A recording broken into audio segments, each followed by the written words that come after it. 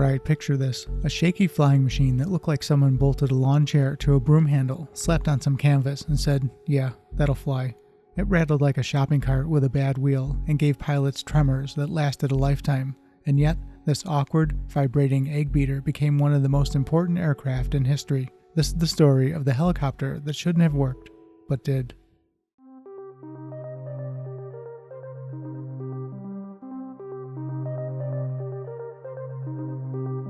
I'm Bill, and this is Buffalo Air Park. Let's dive in. I've always believed that history doesn't reward perfection, it rewards persistence. And nowhere is this more obvious than in the case of the Sikorsky XR-4 helicopter, a machine so shaky and twitchy it could have doubled as a paint mixer. It looked like a fat, fabric-covered Piper Cub with a garden trellis stuck on top, and flew like a nervous hummingbird in a lightning storm. But this wobbly oddball changed aviation forever. Our story begins with Igor Sikorsky, born May 25, 1889, a man so stubborn about making helicopters work that he once said, "If a man is in need of rescue, an airplane can come in and throw flowers on him, but it cannot save him, but a helicopter can." Beautiful words from a man who would go on to build a machine that looked like it needed rescuing from itself. Sikorsky had already been tinkering with helicopters using his experimental VS-300. It wasn't pretty, but it worked, sort of.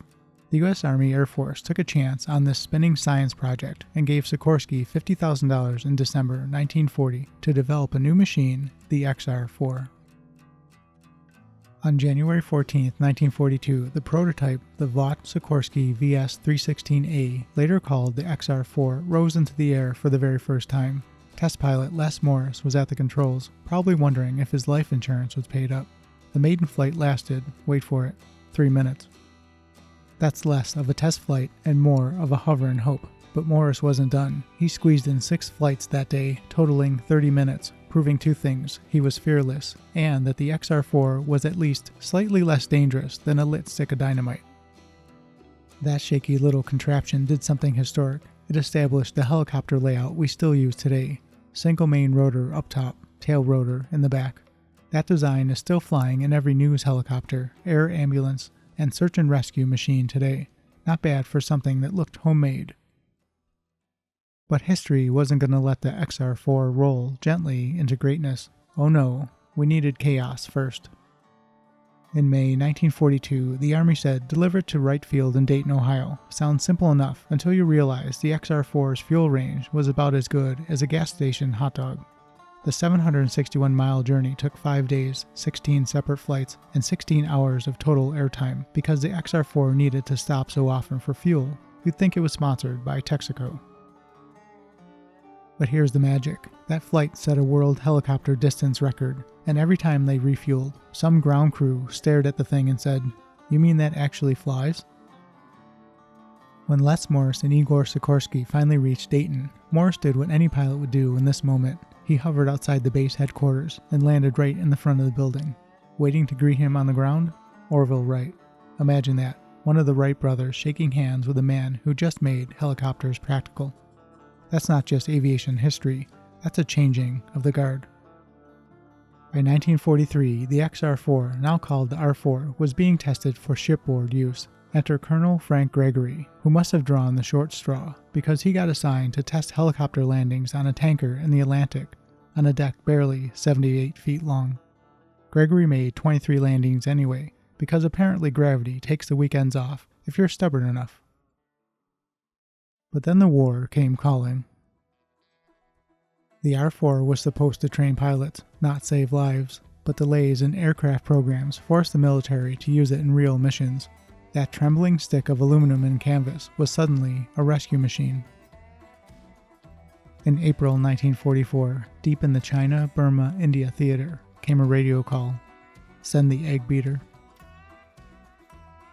Second Lieutenant Carter Harmon answered. Flying the improved YR-4B, Harmon launched on a rescue so insane it sounded like a movie script.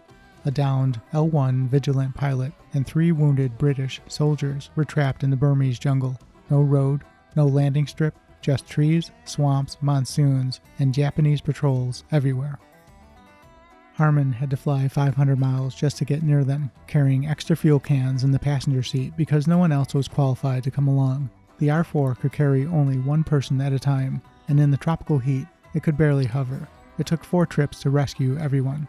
On 2 of them, the engine seized from overheating midair, but Harmon, cool as Arctic ice, coaxed the old 200 horsepower Warren Super Scarab engine back to life and completed the first combat helicopter rescue in history.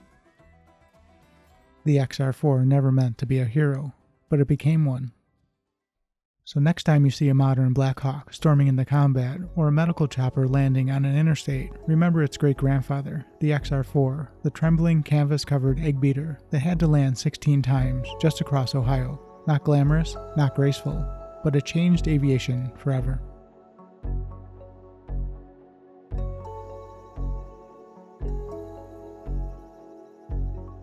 And if you want to see it in person, you can. The XR-4C prototype is on display at the Stephen F. Udvar-Hazy Center in Virginia of the Smithsonian National Air and Space Museum. It might look humble, even fragile, but don't let that fool you. Because giants don't always roar. Sometimes they hover.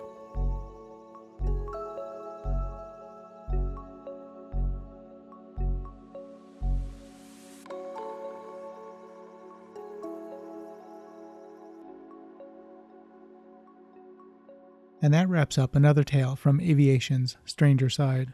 Until next time, keep your eyes on the skies.